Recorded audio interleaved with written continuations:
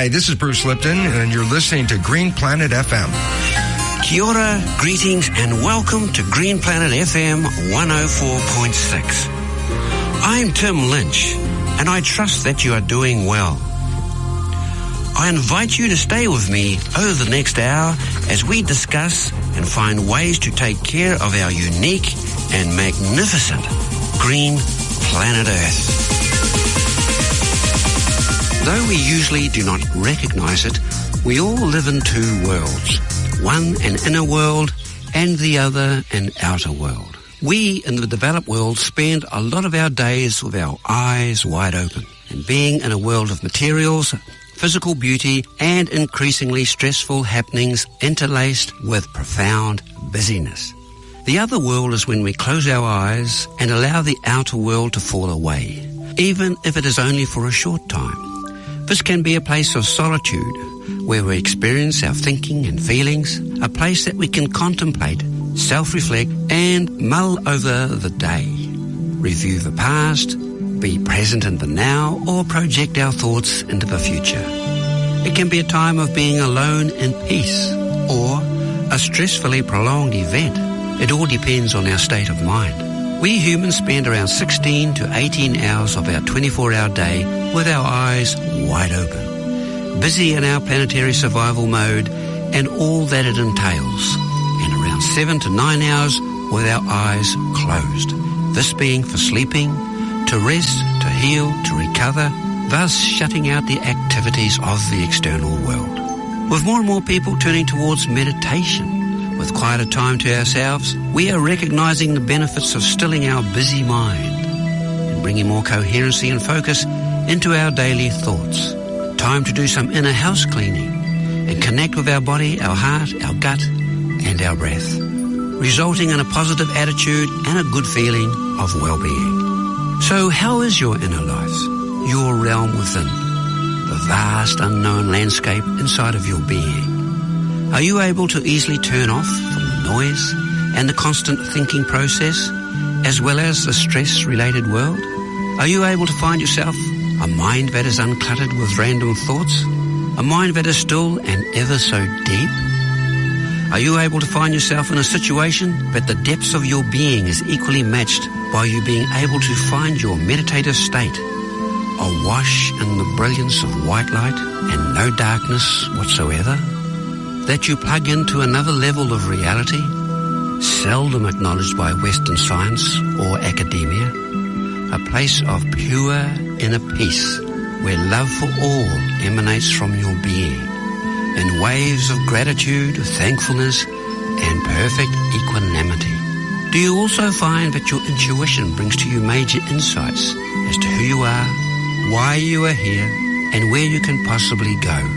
It is strange, especially for we living in the relative comfort of the so-called developed world, where in many ways we ignore our life's purpose and of what treasures lie within, and spend all of our life immersed and at the mercy of the outer world, with both its startling outer beauty of nature and all of life's fantastic pleasures, and the other of manufactured objects and situations, yet increasingly polluted and depleted and becoming more pressured, that the imperative is to take time to tune into our breath and marvel at this invisible gaseous force that we depend on for our very existence and that all humanity shares. The holy breath, as some call it, as we take it down into our lungs as oxygen, it eventually passes into our bloodstream and into and through our heart and whole body. Yes, through a meditative process, we recognize that there are inner forces that enrich us profoundly. We are really only a matter of seconds from a place of peace. This place has been with humanity from the dawn of our species. It is a doorway that has been encoded into our very being.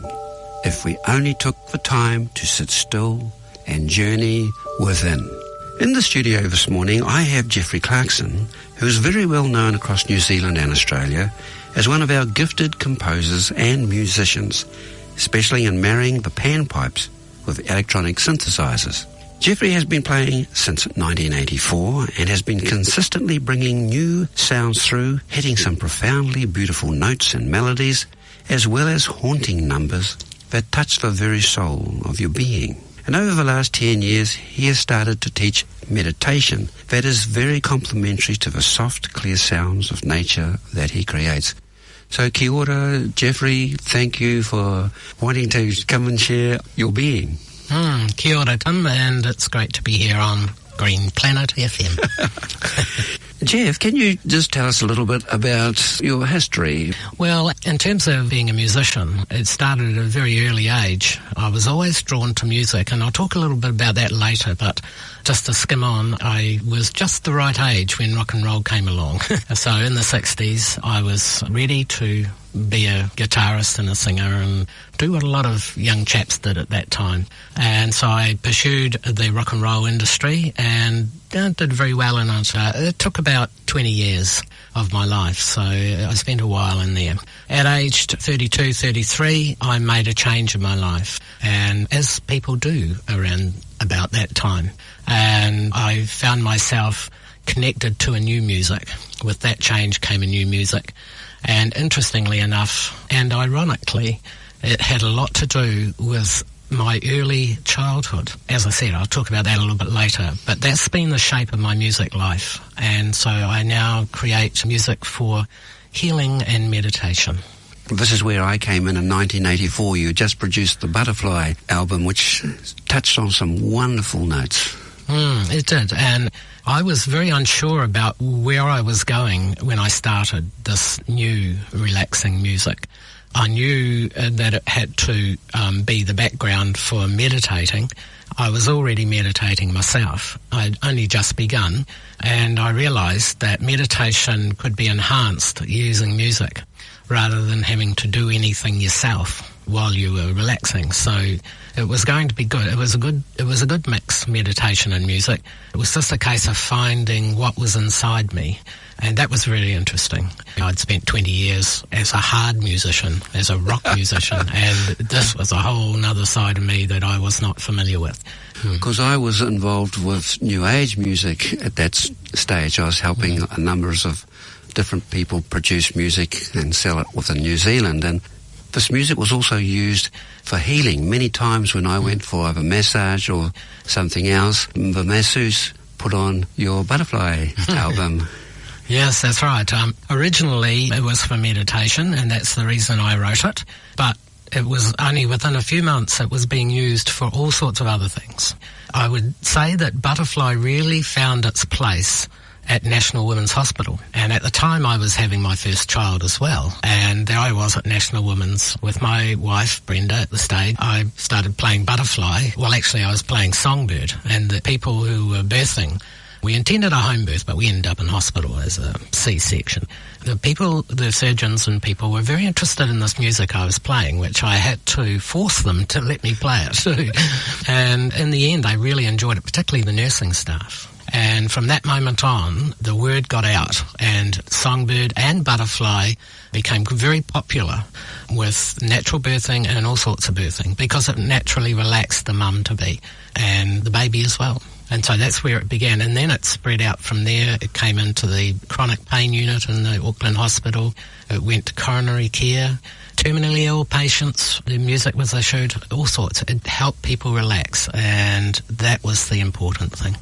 Definitely a need for softness and just allow it to flow through. Well, now, as I look back at it, and I didn't know then, but it was the stillness that made the difference. Because we're always on the move. We're always doing something, thinking something, going somewhere, doing something, but we never practice being still. And when we do, something quite magic happens. Not only do we release stress, we get the sense of self, of who we are. There's more meaningfulness in life when we can be still. And it brings all sorts of insights to the surface for people. And we're at a stage in the world where we need many, many insights to bring the human race together in unity consciousness. Well, I think there's the adage that inner peace is world peace is very important. Inner peace is, if we can all have a little bit of inner peace, we'll start to have world peace. And it starts with us inside. It starts with the individual, Yes. And because we're all connected anyway, it rubs off on everybody else. So if you feel peaceful and you're around other people, they enjoy that peacefulness too, and they'll pick up on it. Yeah. You integrate nature sounds. I've heard wonderful crickets different birds. Can you tell everybody about some of these sounds that you have masterfully dropped into the ambience? Yeah, well, nature has always been a big part of the music. The music was inspired in nature in the first instance. I was a very young lad, probably 3. In fact, I was born next to the botanical gardens in Dunedin. So the first sounds that I heard as a human being were the sounds of nature. And I lived just along the road from where I was born, and so that beautiful naturey ambience continued in my life. And I was drawn to the botanical gardens a lot. As a young child, I enjoyed playing there. It was a big playground. And I think that it was about when I was 6 years old, I think 5 or 6 or 7, somewhere around that I started noticing, I started to have these experiences. And the experience was that I'd be just in the gardens playing, and suddenly everything would go still around me. It was like someone had a remote controller and pushed the stop button or pause button. And even the birds would stop, and it was kind of that feeling you get before an earthquake, you know, like everything going quiet. And I suddenly realized in that quietness I could hear music. And I thought, wow, what is this? And it was a very, very peaceful experience, and it continued quite a few times. And that was it. That was what happened, and that was at a very early stage of my life. Then, of course, when I went into rock and roll music, I left that behind me. And in fact, I completely forgot it. And I did used to think about it a little bit as I got older, and it used to feel like it was maybe in my imagination, that it wasn't actually real. It might have been something I dreamt. Anyway, when I finished with rock and roll and I found meditation, one of the things that meditation brings is memory retention. And so one of the first things, the benefits that I noticed, was I started to remember these occurrences of my childhood, and I was able to validate them as real experiences through my meditation. And I was able to re-experience the music in meditation. So when it came to writing meditation music, the music was actually already there. All I had to do was access it and find the technology that could reproduce it. Synchronistically, the technology arrived at exactly the same time. And so we're talking 1984 and 1985, and we saw the advent of the electronic workstation, which enabled a musician to create a whole orchestration of arrangement. And I was able to do that and put together all the parts that made up what I heard as a child. And in fact, Butterfly was the first of the music that I heard as a child. So that's the story, and so it's quite magical, really. Listening to the pan flutes, of course, Debussy's Afternoon of a Fawn, there's some magic that comes out of a garden that possibly we just don't know the full story about. Yeah. Well, it was a case of creating music that brought people back to that nature, that reminded people or reminded people of nature, of their connection with nature. Nature is the source of who we are as human beings. We are connected to Earth. We are Earth, and we should never forget that. And I think that's what's missing in the world today, personally, Tim, is that people have become very secular to nature, and they forget. So they're willing just to take and not give back. So, yeah. Yes, no reciprocity. No, absolutely not. But this music brings people back to that, and it brings them to peace as well. So inner peace, being in connection with nature, are one and the same in many respects. People who find their inner peace often feel feelings of being very close to nature, being integrated in there, and vice versa. People who find nature often find their inner peace. Well, I've been to many, many gatherings over the years, and just recently, again, I was at Kawai Purapura for Voices of Sacred Earth, and I could hear wafting through the trees your sound again, and there's some pieces there that I nearly want to cry. And it just brings me so much joy knowing that somewhere in nature you are among the trees and your sounds are just emanating across the grounds among the people. And I just want to say that brings so much joy to me. Oh, wow, that's nice. I get that too. I have that same joy when I'm playing it sometimes, and it's quite hard, as it can be quite difficult to hold things together as I'm playing at times, because I'm experiencing this very powerful emotion as I'm playing, and so it's not a mechanised thing. It's a music that comes from the heart, and it can only be played from there.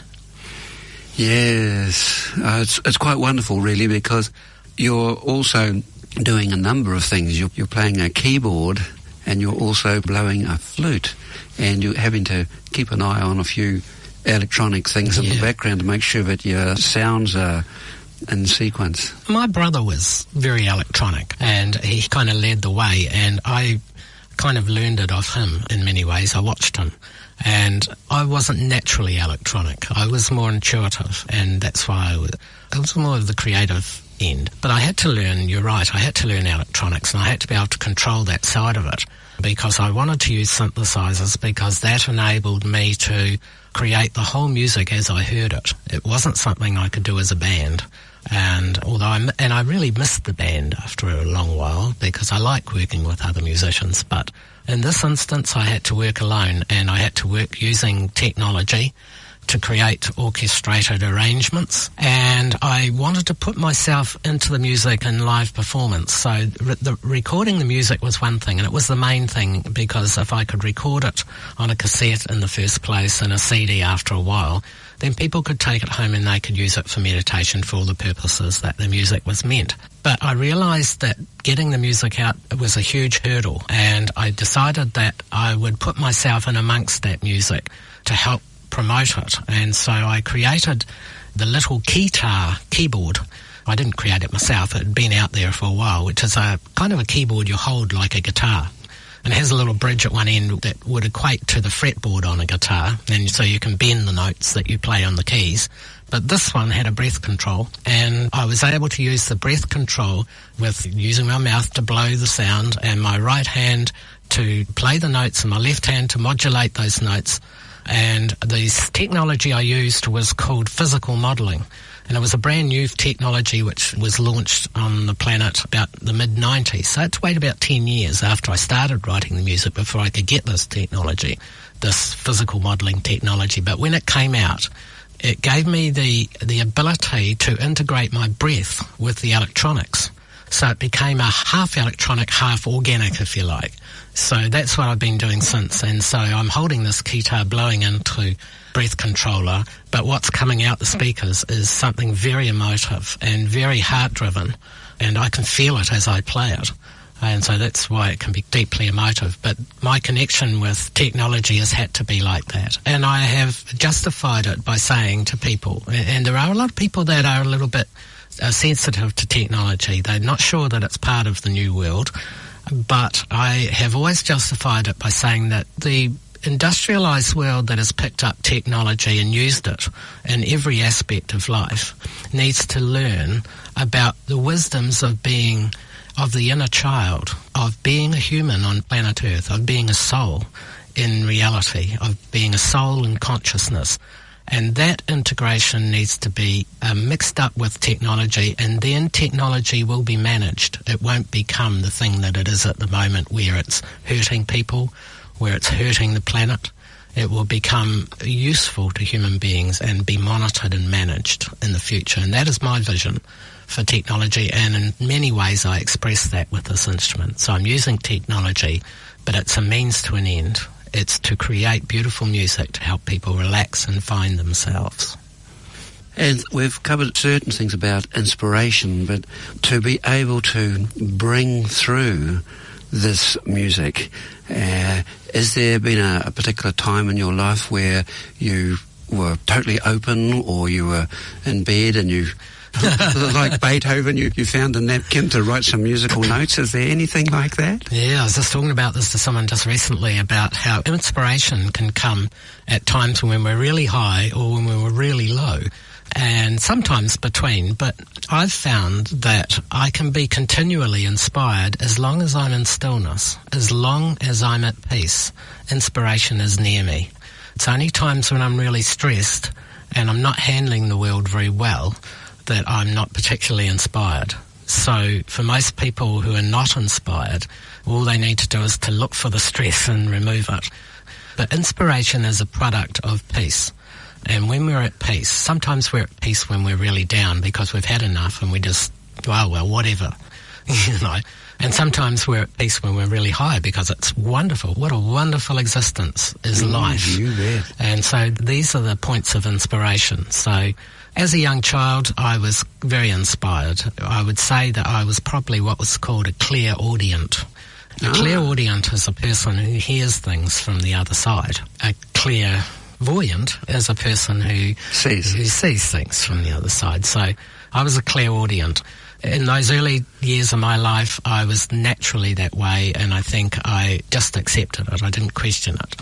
As I became a rock musician, that was not important. So I just continued with what was important. But when I learned to meditate, I realised this was a part of who I was. So ever since I've been meditating, I've been able to tap into that clairaudient ability and hear sounds from the other side. And interestingly, actually just yesterday when I was in Taupo at the Tauhara Centre playing there, a lady came up and she said, "Oh, my mum died to your music. She died to Butterfly." And I said to her, well, she probably didn't even notice she was dying because she probably heard the rest of it over there.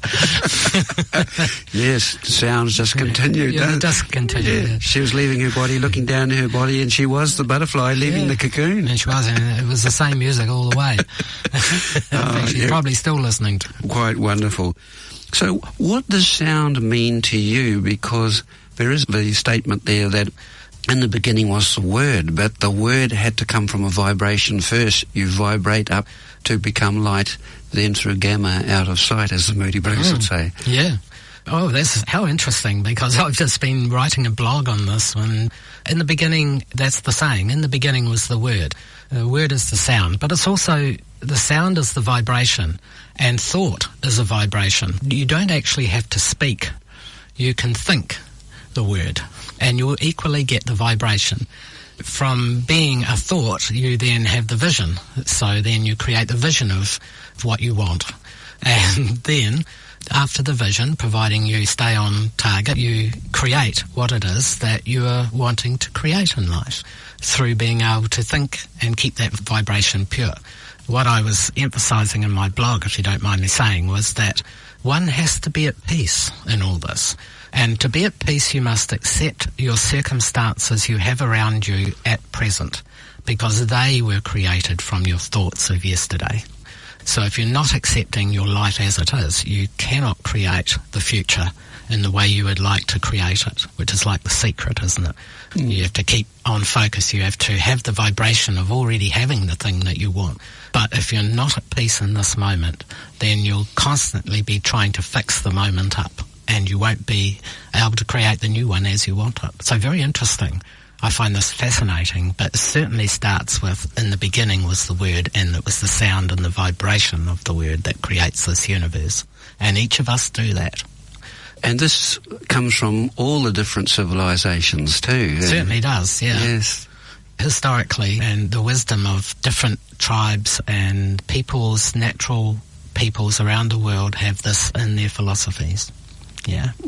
I think it was Pythagoras. He was able to work out the musical notes and the scale. Interesting, yeah. 2,600 years ago now. Yeah. Well, sound is a very low vibration. So when you play a piano, you're hearing a very low vibration, and our ears pick that up. If you had, say, a keyboard that can continue to go up and up and up and up and up and up and beyond the hearing threshold, I think it's something like 16 piano keyboards later, you'd be starting to create colour instead of sound. And the dogs would notice. Yeah, well, the dogs are not too much higher than ours, actually. Oh, I see. But if you go up quite a way, providing you can get some sort of transducer that can create colour, then musical sound can be colour when the frequency gets high enough. And then if you travel up another 16-odd keyboards, then you create matter. And so it's a very high frequency. Our bodies are standing stationary waves of matter, and we keep them in control. This is a product of our energy fields. Yes, this is real good stuff, Jeff, because I maintain it. Each human being is an energy field inside a universal energy field. Absolutely. And we have to basically clear our frequency of any dross and oscillate at a very high frequency to actually become light. Yeah, I totally agree. And providing you can make that connection with your inner child, it's a very simple thing. You just have to believe that you are a divine aspect of the universe. But for a lot of people, as you say, they have the dross in the way, and so they have to be at peace with that. They have to be okay that this happened, that their lives went through this and got what they've got at the moment. It might not be perfect, but they have to be perfectly at peace with it and let it go. And then they can be what they really are. But you can only get that through peace. Well, what I like about this is that my inner child is doing very well. I'm very happy with my inner child at the moment. Yeah. And I can see that. Oh, thank you. So it's good because this is when we can play. And if we need to tell our truth, we tell our truth. If we need to walk up and stand on the line, where the line is drawn, we do that too. Yeah.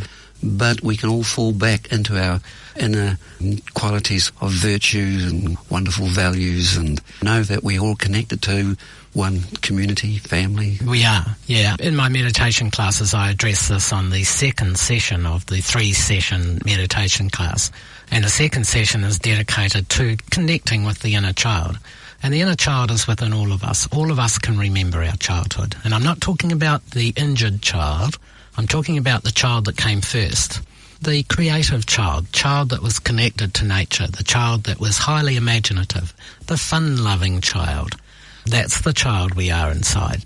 And as we grow up, we have to become adults. And for many of us, that transition is too quick. It's too quick in the world today, Tim.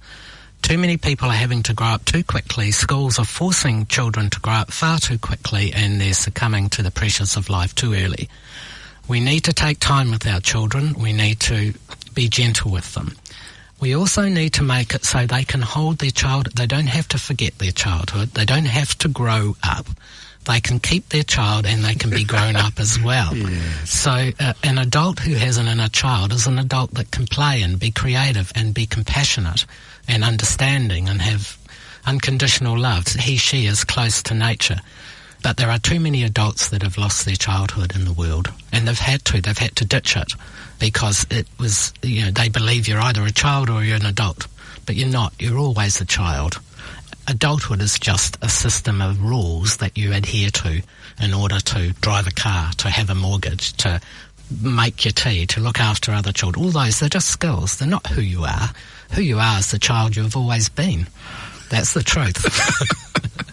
Well, I know. I've seen so many people go into industry, or even worse, they may have to go into the armed forces.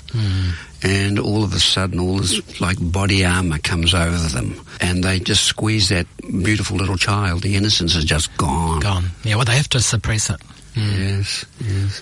And fortunately, there are now not only holistic modalities to be able to release that. We have got this magic of sound. And Jeffree Hodson, are you familiar with him? I am, yes. Yes, he did some wonderful experiments with sound, and he would liquids into a pot, shall we say, and then play sound underneath it, and the liquid would jump up into different forms. Yes. Fantastic. Yes. There's been a lot of experiments done with sound. Yes, they're good for relaxing music, and some of classical music can create beautiful crystal shapes and sound, geometric shapes, the same geometric shapes that Jonathan Quinton would speak of as being the source of the universe. And this is so. Yes, very much so. There's a whole interrelationship with all these different geometries and notes and colours. Yes. And sound. It's all part of the bigger picture. That's right. And this is important for us to recognise that there are a lot of answers out there now where we once, say 50 years ago, we didn't have access to a lot of things, but now with the Mandelbrot set and etc. and all sorts of things, we are now starting to get a handle on the holographic qualities of life. Yeah, absolutely. The holography of consciousness is very intriguing. We're all starting to change, and it's because a lot of us are doing a lot of work in this area. So it's the old story of the 100th monkey. There was a group of Japanese scientists that were doing experiments with monkeys on islands around Japan. If you haven't heard the story, there is actually a book out, but they would throw potatoes down on the beaches for the monkeys to eat, and the monkeys would come out of the jungle and eat the potatoes off the sand and all, until one monkey decided he didn't like the sand, could have been a she, and ran down to the water and washed it and then ate it. And all the other monkeys on the island did the same. That was good. But the magic was that all the monkeys on the other islands did the same thing at the same time. And monkeys, as you know, don't have cell phones. So there is this collective field that creates a change in consciousness. So when enough people see life a certain way, then the others begin to see it that way too, without any prompting. A breakthrough of critical mass. It is. Yes. And it's the nature of fields. Yes. It's the way fields are. So we're seeing big changes in the world at the moment as people become more complete and more whole in themselves. More people are beginning to meditate now. More people are being conscious of our environment. More people are being conscious of the corruption within our systems that we have today. And those systems are about to change big time. And wait for the next election. But anyway, I don't get too political. But the thing is that we are seeing great changes in the world at the moment. And we'll see groups of people and individuals that will come up with new things, and meditation is out there. We need to be at peace with ourselves. We need to own the fact that we've created humanity the way it's been, and now we have choice to go forward in peace. And it's something that is just going to happen. It's just going to naturally happen. And it's coming from the grassroots. I mean, I'd really like to see it coming from the Prime Minister's department down, because that would be wonderful. That's true leadership. And if that could happen, that'd be magic. Well, I think there's a whole lot of people would have a different opinion, but do we really need so many people to take care of us? Do we really need parenting? The other thing is that, of course, the Prime Minister and members of Parliament are our servants. They're not our leaders. They're our servants. We are the leaders. But we're playing it the other way around because they're not giving us what we want. But the truth is, we create our universe and we can have it the way we want. So when you're voting, be careful. Make sure you're voting for who you want and not for who you don't want. But the truth remains that they are our servants. Politicians of the future will be managers, and they will manage various aspects of life that need to be managed. And they'll be experts in their field, selected by people. And the people will be making the choices. For and on behalf of the electorate. Yeah. Absolutely. Yes. And children will be one of the foremost things that we need to change. Children, the medical system. We need holistic medicine to be part of the medical system. Bet. Yes. You know, education. We need, I am sounding like a politician, aren't I? Education. Some high schools are good for some children, but not all children. In fact, there's a greater percentage of children who go to high school who are very unhappy. I know, I've seen them. I homeschool my children right up to various levels of high school, but I found that children actually already have a lot of wisdom. They already know how to teach themselves. Teaching them, treating them like they need teaching actually undermines them and makes them believe that they're less than they actually are, and that offends children. I also think that when children go through puberty, they should be allowed to not go to school. They should be allowed to spend that time of great change in their life doing what they would like to do. Somehow humanity needs to support this, because it does in indigenous tribes around the world. That is exactly what they do, and we need to learn from that. We are just putting far too much pressure on teenagers these days, and that's why we're getting this situation we all know is happening.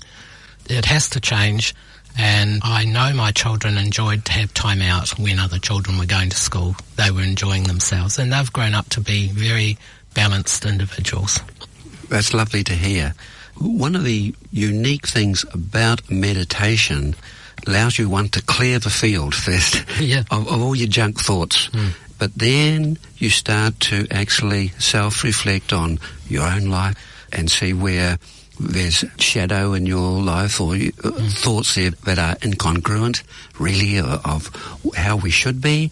But I think what you've been talking over the last 5 minutes, Jeff, shows that in a meditative state, you've had time to look at the bigger picture as well as how you relate to this greater picture. I think in meditation we get to know ourselves, and there's a very good reason for that, and that is because we begin to spend time with ourselves. For most people who don't meditate, they're out there in the world and they're spending most of their waking time just doing things for others and trying to earn themselves more money. And so that's the real problem. That's why they're getting stressed. When I teach people to meditate, I say to them, a lot of people believe that meditation is about not having thoughts. It's about clearing the mind. And that's a misconception. I have based this meditation style that I teach, and it's called Simply Stillness, firstly on being still, absolutely still, because when you're still, that stillness spreads throughout your body and mind, and that's a big help. Secondly, there's the music, and it's about tuning into the peacefulness of the music and being in that peace and having that peace be inside you. Thirdly, and most importantly, is the aspect of thought and allowing your thoughts to be in your meditation, almost like it's a contemplation. But even so that's the case, you'll still be meditating. And the reason why I promote meditation as being a thought meditation is because for most of us, we're multitasking our thoughts. We only think when we're doing something else. So people think when they shower in the morning, they think while they have their breakfast, they think when they drive their car to work, they think while they're at work, they think while they're having lunch, they think while they're making the dinner, they think while they're watching the TV sometimes. We're always thinking in the background, and if that's the only thinking we do, well, we're not thinking deep enough in life. And if you go back 100, 150 years, people used to go down and sit on the beach for long periods of time just thinking about what's happening. They used to enjoy that. And now we've got a race of people who don't spend long enough thinking. When I started to meditate, I allowed my thoughts to be in my meditation, and I found that I was able to solve a lot of problems in my life as a result of being able to think deeply. Because when I meditated and I thought, there was no distraction in the meditation. I didn't have to suddenly stop my car. I didn't have to suddenly tell the checkout operator what I had in my shopping basket. I could continue a thought, and I could solve that problem in a meditation, so I had less stress. I also became clearer about life because I was able to see what's going on around me, because I was in this deep thought mode. So I absolutely promote thought being in a meditation. And the magic thing is that after a little while, and it doesn't take very long, that you do get meditation without thought, but it has to happen organically. It can't be forced. You can't force it on your psychology to stop thinking. It's impossible. You have to allow thought to be in there, and thought will eventually, all your long-term memory will finally release all these half-finished thoughts that we're having during the day, and then we'll be back to having a clear mind. And so when we meditate, we'll be in clarity. And we'll have those deep periods of meditation where there's no thought, but it'll happen naturally. Wonderful. I'm speaking with Jeffree Clarkson about music, sound, meditation, and how it extends into life and our understanding of existence.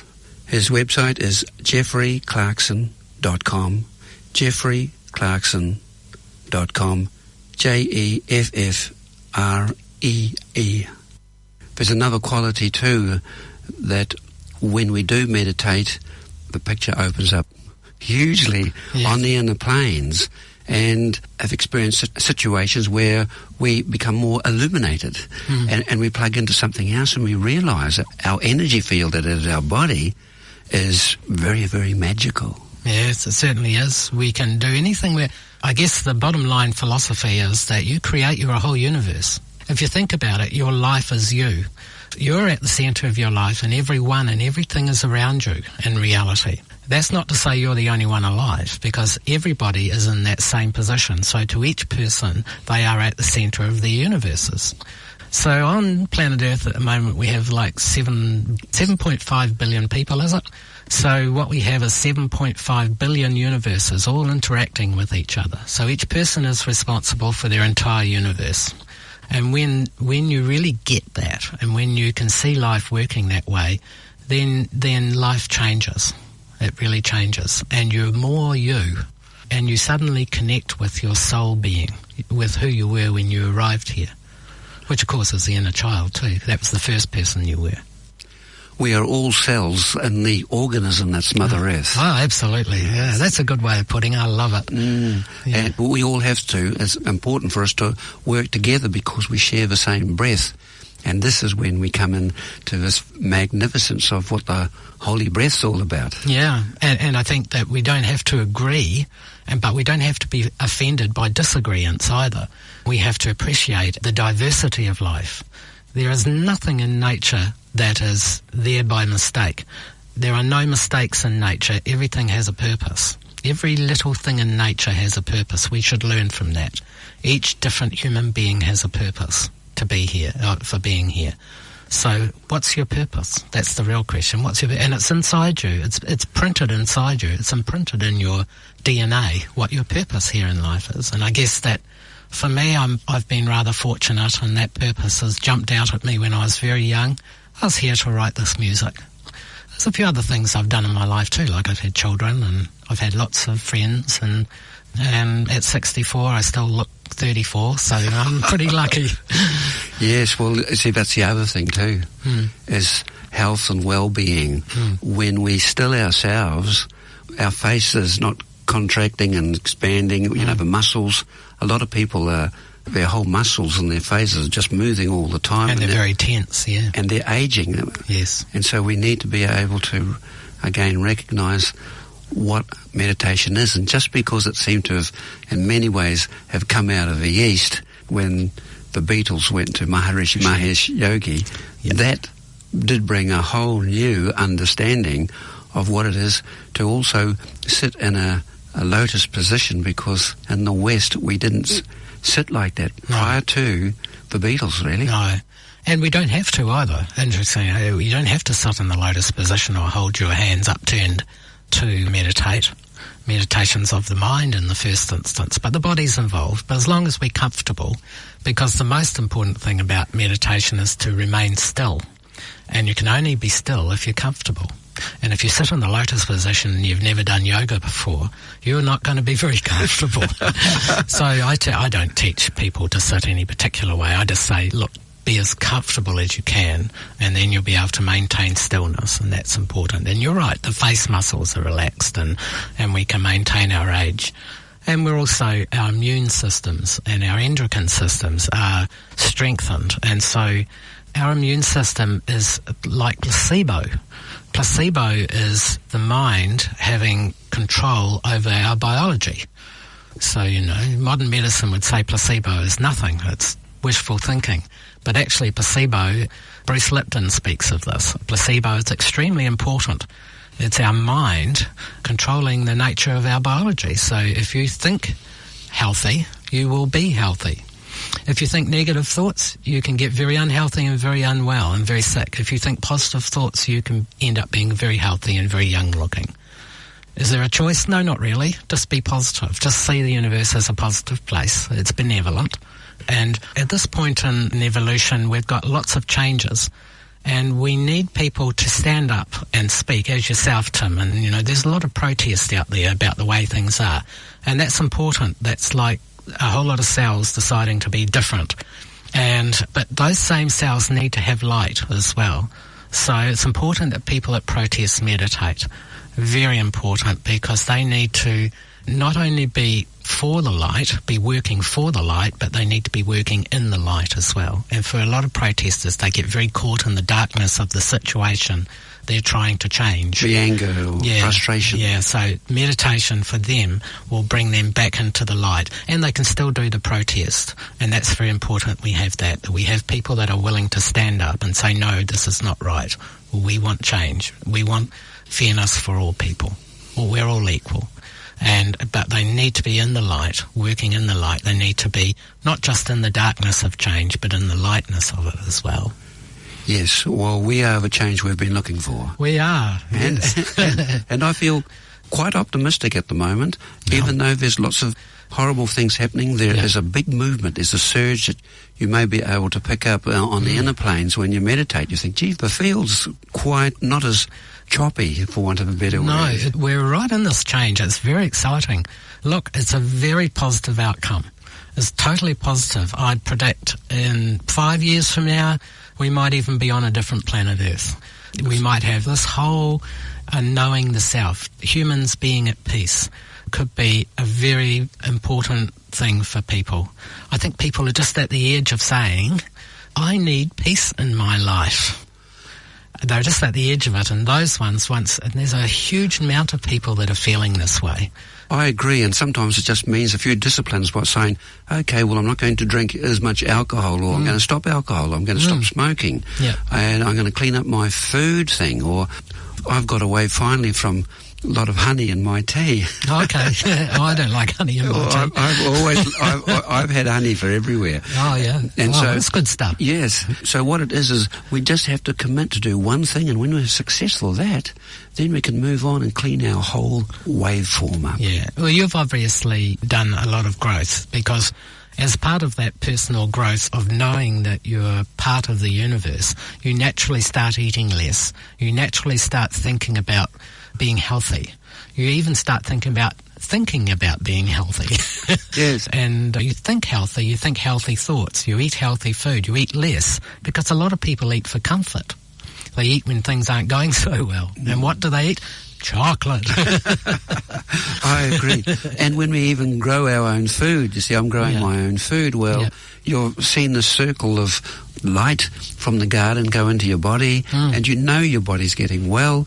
And so all we have to do in many cases is be appreciative of everything. Absolutely. And I'd like you to talk a little bit about the disciplines of being able to take time off. I often wake up in the middle of the night and I'll just think, okay, I'm going to go out and sit in the lounge and meditate, take a number of blankets around me. And well, if I wake up in the middle of the night, I always think I'm supposed to. I'll never think, is there something wrong with me? I'll say, no, if I'm awake, I'm supposed to be awake, and I'll get up and I'll do something. And I think you do. As you get older, you do this sort of thing. Yes. Yeah. I think, too, is the wisdom starts, we've been through a lot of roadblocks, and we've got whys. And I think this is where I guess when humans get older, they start getting more contemplative about life, and you know, you've got more experience, I guess. But funnily enough, at the end of the day, it's all the stuff that children know. So why are the grandparents close to the children? Because they know each other. Well, it's the innocence. As you get older, you let go of all the stuff, because you think, wow, another day here. And the kiddies, and it's really interesting because children in group play, and I've been talking lately, and I'm among children quite often, and when you see kids play, particularly when they're making things up, wow, it is just such a lovely field to be in, because their heart is just bursting out. Yeah, well, it's part of being human, imagination, creativity. It's not encouraged in the world. We are encouraged to think rationally, believe only what you see. That's a Newton's world. That's right. When the Einsteinian pulled the rug out from that and say we're fields of energy. Yeah, anything's possible. So now we're starting to change to that, warm to that, because enough people are doing it. But I think the wisdom of stillness is regular meditation, and I meditate once a day in the morning, every morning. I've been doing that for a long, long time, and that gives me a good opportunity to kind of think about my day too, and it's like a reset button. Because I'm teaching meditation, I'll be meditating at classes as well. It's a good one, isn't it? It's free. Yeah, it's free, yeah. But if I'm doing tasks in life, like if I've got to go away from here today, Tim, and I've got to dig a hole, right? And then I might do a meditation between the two, so as I clear the last energy and start new. So each time you have a meditation, it's like pushing a reset button on yourself, so you can feel like you're starting again. It's great. It's a great feeling. And it's interesting, you mentioned earlier about, you know, where meditation started with the Maharishi and TM meditation, transcendental meditation. And there were certain disciplines, traditions that went with meditation. And I respect those disciplines, but they're not necessarily what makes meditation meditation. Meditation is about stillness, and it's about insight, and it's about just allowing things to flow. So I've been teaching a meditation that does that. And I would like to see that meditation get out in the world. And I'd like to see more and more people meditating. So I have this initiative at the moment called the worldinmeditation.org. And my goal, my dream, is to see the world in meditation. And the internet would be the way to do it. But I'll be out there performing live shows in surround sound. And if you haven't been to one of my shows where I have the surround sound around the meditators, you're in for a treat. It's a beautiful sound, and I love the way that I can make sounds go around the audience and go over the top and around the audience. It's a beautiful sound, and you can't do it with rock music. You can only do it with this music because it doesn't have a timing issue. I see. Very good, yes. Yes, well, I was involved way back in 1986 with the World Instant of Cooperation, where at 12 Greenwich Mean Time, which is noon in England, New Zealand was, in those days before daylight saving, it was 12 o'clock midnight.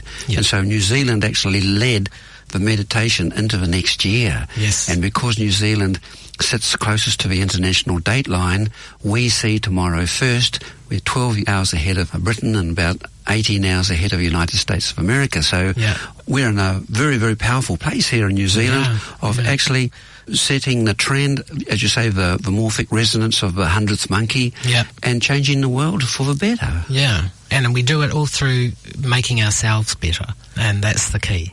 That's the key. Jeff, just quickly, what musicians have influenced you towards wanting to express goodwill and for a better world?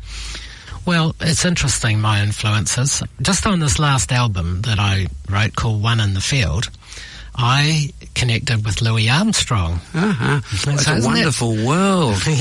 Wonderful. Yeah, well, he was a very spiritual man, and he was a very gentle man, and he was a fantastic musician. His sense of timing was, he could go out of time and it never sounded like it was out of time because everything was perfectly placed.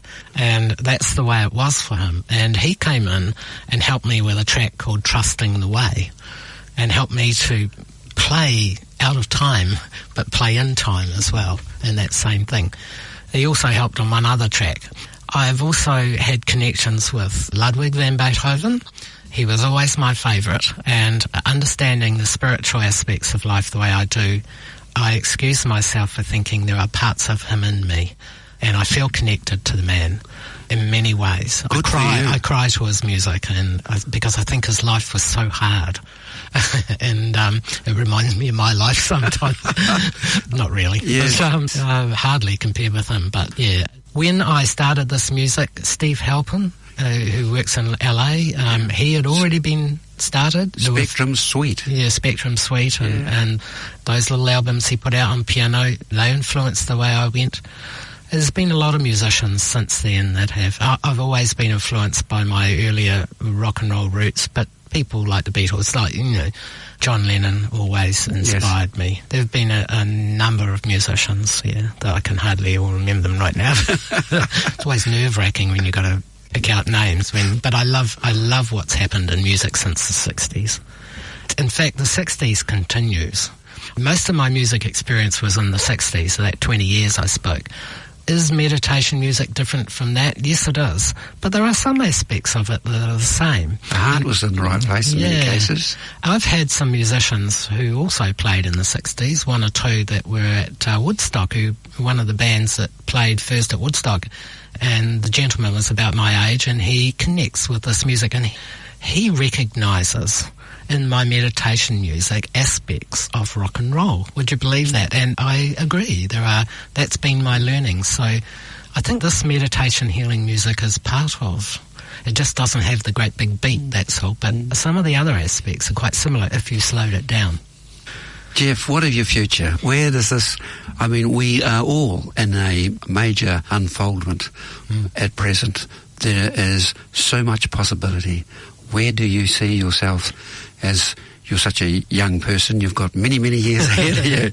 I say, I was told I was going to live to 110. We'll see. But what's in front of me? Well, I guess I have a different philosophy around. I have a dream still. And my dream is, like I said earlier, to see the world in meditation. So I guess that's what's in front of me. But I've had to learn, well, not had to learn, but I've learned that this moment now is the most important moment in my life. And just to be here in this moment is all I really care about. And I just think that the future, I have a dream to have peace, to see peace in the world, and that would be lovely. But I'm okay if it doesn't. I'm okay if I'm not here when it does. I'm just happy in this moment that I've found peace and that people around me have found peace, and seeing the big difference that makes. I love being with children. I think the children that are growing up today have so much insight and are so tuned into the new way. I am totally positive about the world to come. Fantastic, really good. And I just want to say, on one of your albums, you've got your children singing, and the kids are just so lovely. Their innocence just ripples through you. Yeah, they were my kids too. That's what I mean, for your children. Yeah. Well, I recorded them and I kept that recording. Well, one other thing too, Tim, is I have a book coming out called In the Key of Peace, and that's got a lot of what I've been talking about today in that book. And it's got an instruction on how to meditate the Simply Stillness way.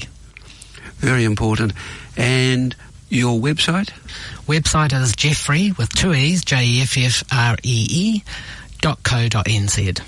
And people can not only download music off that site, they can find out where your next meditation is, because you do meditation circles in Auckland area? Yeah, I do. I teach meditation in Auckland, and I do performances where I encourage people to meditate, and they come and listen the surround sound. So all that information's available off the website. You can download music, and you can buy CDs as well. And you're also available for workshops, conferences, seminars, and any other occasion like gala festivals. Yeah, I think having peaceful music is a new thing for people to have at public events. But I'd like people to strongly encourage peaceful music at public events. Excellent. Jeff, cheers, brother. Thank you for coming in. Yeah, thank you, Tim. It's been a pleasure. That was Jeff Clarkson, and his website, jeffclarkson.com. And I played the second track of Breathing Space, The Spirit in Nature, at the start of this interview, and during this closure as well. Spirit of Nature from the album Breathing Space. Jeffree's bringing out a book called The Key of Peace that also has a video link to it. And may I suggest that you go up onto his website, jeffclarkson.com, and you'll be able to search through that website to download music or albums that you require. He's got a shop, but the main thing is he's completed a book on meditation, and he has videos of meditation that I feel will definitely benefit your whole being. So it's jeffreyclarkson.com, JEFF Clarkson.com. You can listen to many previous interviews at planetaudio.org.nz/greenplanet for the next 7 days, but better still, iPod and Stream can be obtained 6 hours after broadcasting on greenplanetfm.com with a huge database of interviews, and holisticliving.co.nz/greenplanet, or else iTunes.com, search health. And you can follow Green Planet FM on Facebook at facebook.com/greenplanetfm. I invite you to come and like us and love us as well, and peruse greenplanetfm.com. Once you get inside this website, there are hundreds of interviews. This is Tim Lynch in Mobilising Consciousness, saying that I'm going to be away from New Zealand for 7 weeks on a voyage of discovery. In the meantime, I say kia kaha and aroha. Thank you for tuning into this Green Planet radio show. I trust you have derived both enjoyment and insight as we empower ourselves with a greater understanding of the magnificent, multifaceted world that we inhabit. In these coming times of rapid change, it's going to take raw courage and inner resolve. And so I thank you as we all remain both focused yet relaxed as we challenge the status quo and let go of the old as we energetically co-create the new paradigm. Because I can assure you, every one of you are important now. When you go to bed tonight, ready for well-earned rest and sleep, realize that what you think, feel and do is part of your unfolding destiny. And when we commit to a higher act of goodwill and or community service, Providence also lines up, so that every conversation we have, every email we send, every phone call we make, and every meeting we attend, that we stand in our power and communicate intelligently, warmly, with integrity, knowing that we are actively shaping a collective future that will benefit all our children and grandchildren, as well as that of a larger community. This is Tim Lynch in Auckland from Nuclear Free New Zealand, and mobilising unity consciousness, wishing you a stupendous week of heartfelt success. I say bye-bye and haere rā.